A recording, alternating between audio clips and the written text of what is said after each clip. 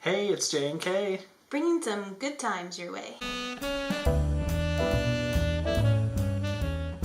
So you may be wondering why we're wearing these wigs. Well, we are getting ready to go to Dragon Con next week. Woo! And we are super excited about that, and we're getting a head start on doing our hair, because it turns out that's one of the hardest parts of our costumes. So we're working on getting that ready, and we've got our little program guide. We've already staked out the panels that we're going to go to and everything. It's going to be fantastic, so we're really excited about that. So, in honor of celebrating nerdiness in general, we wanted to do something a little fun today and do the Fictional Character Awards.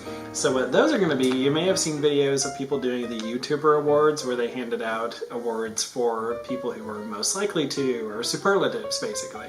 So we're going to do that with fictional characters from video games, TV shows, movies, anything that's made up, your imagination, we can use. So without further ado, we are going to present the 6 categories and the nominees for each one. So, yes, drum roll please. First category is, let's consult our cheat sheet here, most likely to end up in prison.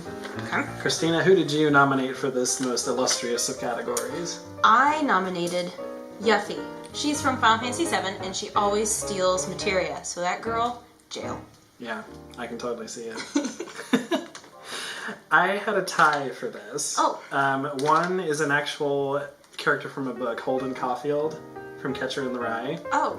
Just because he's very mopey, he's very... just doesn't seem to care about adhering to any of society's normal rules, so I feel like he's a likely candidate for a prison sentence. Okay. The second person that I nominated was Kareth Race. Oh! From Battlestar, because she actually does get thrown in the brig, possibly more than once, that I can recall, and she just doesn't really care what anybody thinks and does her own thing, which I love about her, but it does seem to end her up in a lot of trouble, so... Yeah. That is my nomination for her. Nice. Most likely to end up in prison. You cheated. He got to do 2. Yes.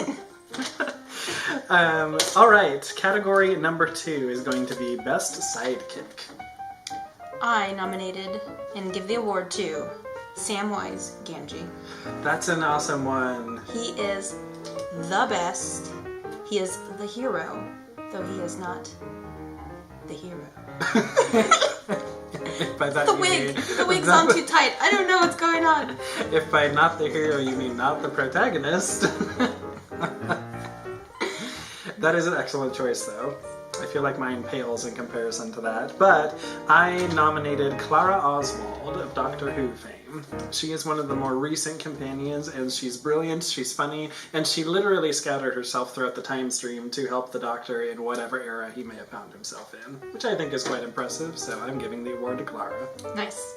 I failed to mention where Samwise Gamgee was from. I assumed our audience knows, which you probably do, but just in case, Lord of the Rings, read it, watch it, do something with it, please. Right, please, get your lives together. Category 3, most likely to write their own sequel. And by this, because I had to clarify this, for this category we're looking for someone who is either so self-obsessed or just would not trust anyone else to accurately portray their lives. So I had a tie, and I told Jonathan that it'd be a last-minute decision. So my last-minute decision is Tony Stark from Iron Man. Yeah, I can totally see that. Yeah. And all 3 of his sequels now? How many have there been? Oh gosh. Yeah, I don't know. Something like that. Yeah, that's a good choice. He has narcissism in an iron suit. Yep. For my choice, I chose Hermione Granger. Oh. Because she's definitely not going to let anyone else write her story, and she's probably the only one who may give us an actual Harry Potter sequel at this point, because J.K. Rowling's not going to do it. Harry Potter and the Cursed Child doesn't count. So, sorry J.K., love you, but we're relying on Hermione now. Okay? Nice. Yeah. Next All right. category is Best Hair. Not us, clearly. Although, you know, I got the curls here. That's true. Yours actually looks like it should be real hair, whereas mine, I look like I'm ready to go fight Frieza, so. I love that. It's awesome. Best hair goes to Sephiroth from Final Fantasy VII. He has the best sweeping silver locks that just... yeah. That valid. There's it's a little elfin, honestly. Like, it kind of reminds me of like a Legolas type hairdo, but... I agree. You know. A little bit. Animated, so of course it just always looks perfect. Who'd you give the award to? Maleficent. Oh! I don't know if it's really hair or not, but whatever that headpiece thing is she has going on, I love that. Every time I see it, it makes me want to have horns. Like, it looks fantastic, it looks evil, like it just reads exactly who she is without even needing to know she's a villain. So yeah, okay. That's who I give the award to. Next category is Best Dressed. Best Dressed, for me, goes to Kinsey from the show Lost Girl. Yeah. She pulls off so many outfits, hairstyles, and wigs, and whatever, but she's just amazing. And she runs around in like 10-inch heels. And what? Makes it look easy? Yeah. While randomly talking in Russian? Yes. Yeah, she's eclectic and fabulous, so I approve of this choice entirely.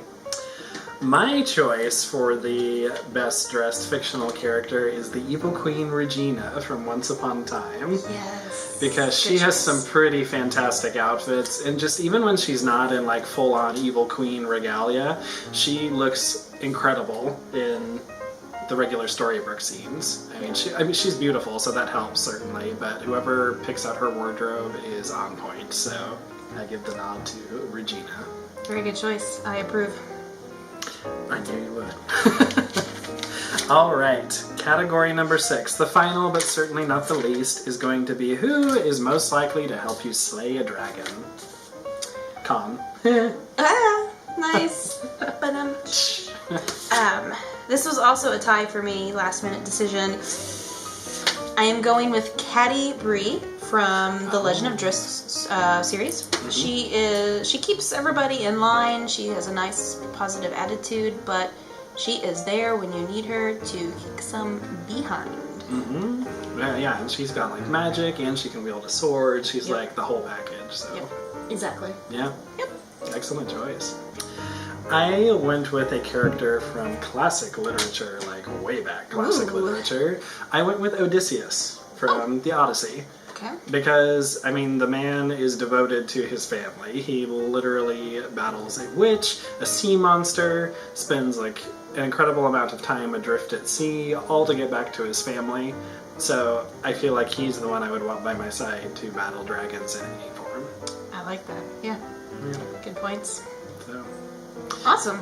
All right. Well, that concludes the fictional character awards for today. That was fun. Yeah, it was. I agree. So, Seekers, thank you so much for tuning in today.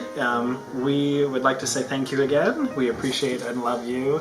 And we want to just give you all the award for being the best fans ever, of course.